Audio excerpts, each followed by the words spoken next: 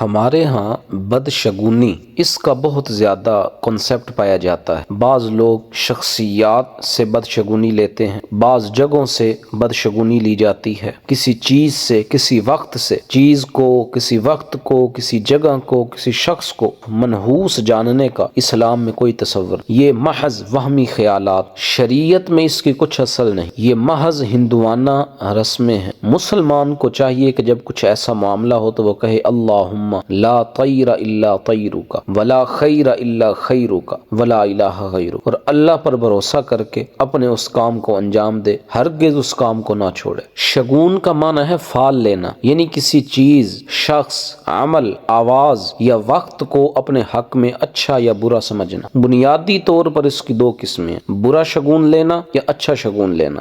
شریعت کا مزاج یہ ہے کہ اچھا شگون لے کر انسان کو خوش ہونا چاہیے اور اپنا کام خوشی خوشی پائے تکمیل تک پہنچائے، اور جب کوئی بری بات سنے تو اس کی طرف ہرگز توجہ نہ کرے اور نہ ہی اس کے سبب اپنے کام سے رکے۔ مثال دے کر بات سمجھاتا ہوں۔ آپ کسی کام کو جا رہے ہیں، کسی نے پکارا یا رشید یا سعید، اے نیک بخت، ہم نے سنا، ہم نے کہا اب ضرور کامیابی ہوگی، کہ ایک اچھا نام ہم نے سنا۔ یہ کام پہ جاتے ہوئے کسی بزرگ کی زیارت ہو گئی، اسے اپنے حق میں اچھا سمجھا کہ اب انشاءاللہ اپنے مقصد میں کامیابی ملے گی۔ یا دکاندار کے پاس پہلا گاہک کوئی بڑا معزز آیا تو اس نے کہا کہ آج دکانداری اچھی ہوگی۔ بدشگونی کی مثال، ایک شخص سفر کے ارادے سے گھر سے نکلا، راستے میں کالی بلی آ گئی، راستہ کاٹ کر گزر گئی۔ اب اس شخص نے یہ یقین کر لیا کہ اس کی نحوست کی وجہ سے مجھے سفر میں ضرور کوئی نقصان اٹھانا پڑے گا، اور پھر وہ شخص سفر کرنے سے رک گیا، تو سمجھ لیجئے کہ وہ شخص بدشگونی میں مبتلا ہو گیا ہے۔ ہمارے معاشرے کی جہالت کی وجہ سے رواج پانے والی خرابیوں میں ایک بدشگونی بھی ہے، جس کو بدفعلی بھی کہا جاتا ہے۔ بلکہ اگر فقہا کی تصریحات اور شارحین حدیث کی تشریحات کو پڑھا جائے تو بدشگونی لینے کو شرک قرار دیا گیا، کیونکہ زمانہ جاہلیت میں لوگوں کا اعتقاد تھا کہ بدشگونی کے تقاضے پر عمل کرنے سے ان کو نفع حاصل ہوتا ہے یا ان سے ضرر اور پریشانی دور ہوتی ہے۔ جب انہوں نے اس کے تقاضے پر عمل کیا تو گویا انہوں نے اللہ کے ساتھ شرک کیا، اور اس سے شرک خفی کہا جاتا ہے۔ ہمارے ہاں بدفعلی اور بدشگونی کی جو صورتیں رائج ہیں ان میں سے چند آپ کے سامنے پیش کرتا ہوں۔ ہمارے ہاں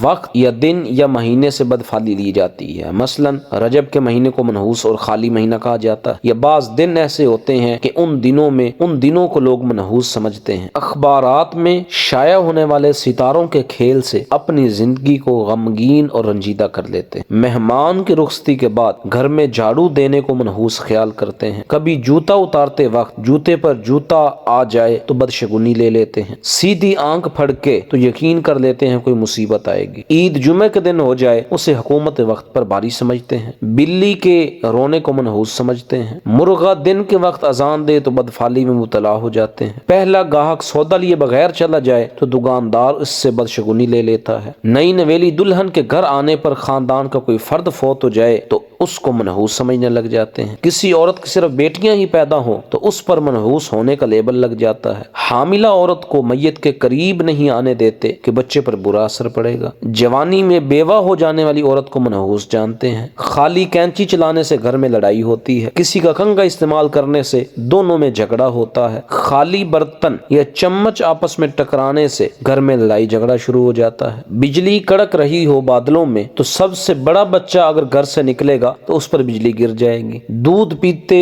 بچوں کے بالوں میں کنگھی کی جائے تو اس کے دانت ٹیڑھے نکلتے ہیں، سبحان اللہ۔ چھوٹا بچہ کسی کی ٹانگ کے نیچے سے گزر جائے تو اس کا قد چھوٹا رہ جاتا ہے۔ سوچ دیکھیے ہمارے معاشرے، بچہ سویا ہوا ہو، اس کے اوپر سے کوئی پھلانگ کر گزر جائے تو بچے کا قد چھوٹا رہ جاتا ہے۔ مغرب کے بعد دروازے میں نہیں بیٹھنا چاہیے کیونکہ بلائیں گزر رہی ہوتی ہیں، سبحان اللہ۔ زلزلے کے وقت بھاگتے ہوئے جو زمین پر گر گیا وہ گونگا ہو جائے گا۔ رات کو آئینہ دیکھنے سے چہرے پر جھریاں پڑتی ہیں، انگلیاں چٹکانے سے نحوست آتی ہے۔ چلیں اس کے تحت بھی مسئلہ سماعت کر لیں۔ دوران نماز انگلیاں چٹکانا مکروہ تحریمی، نماز کو جاتے ہوئے، نماز کا انتظار کرتے ہوئے بھی انگلیاں چٹکانا مکروہ، خارج نماز میں بغیر حاجت کے انگلیاں چٹکانا مکروہ تنزیہی، اور خارج نماز میں کسی حاجت کے سبب انگلیوں کو آرام دینے کے لیے انگلیاں چٹکانا یہ مباح ہے۔ اچھا، تو بات ہم کر رہے تھے بدشگونی رائج جو ہمارے معاشرے میں ہے۔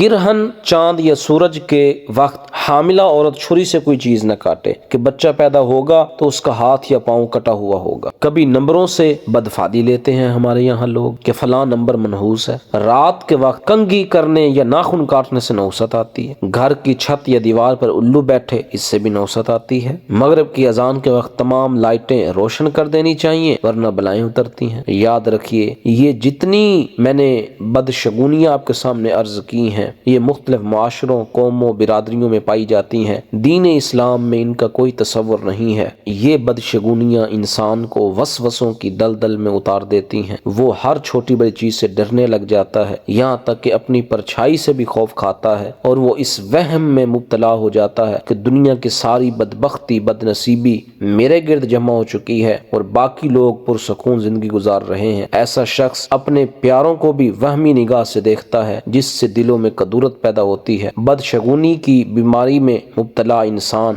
ذہنی، قلبی طور پر مفلوج ہو کر رہ جاتا ہے اور کوئی کام ڈھنگ سے نہیں کر سکتا۔ امام ابو الحسن علی بن محمد ماوردی رحمۃ اللہ تعالی علیہ لکھتے ہیں کہ اعلم انہ لیس شیء اضر بالرأی ولا افسد للتدبیر من اعتقاد الطیارہ۔ فرماتے ہیں جان لو بدشگونی سے زیادہ فکر کو نقصان پہنچانے والی اور تدبیر کو بگاڑنے والی کوئی شے نہیں۔ کثیر احادیث مبارکہ میں بھی بدشگونی کے نقصانات سے خبردار کیا گیا۔ اللہ ہمیں بدشگونی سے محفوظ رکھے۔ ھذا ما عندی واللہ اعلم بالصواب۔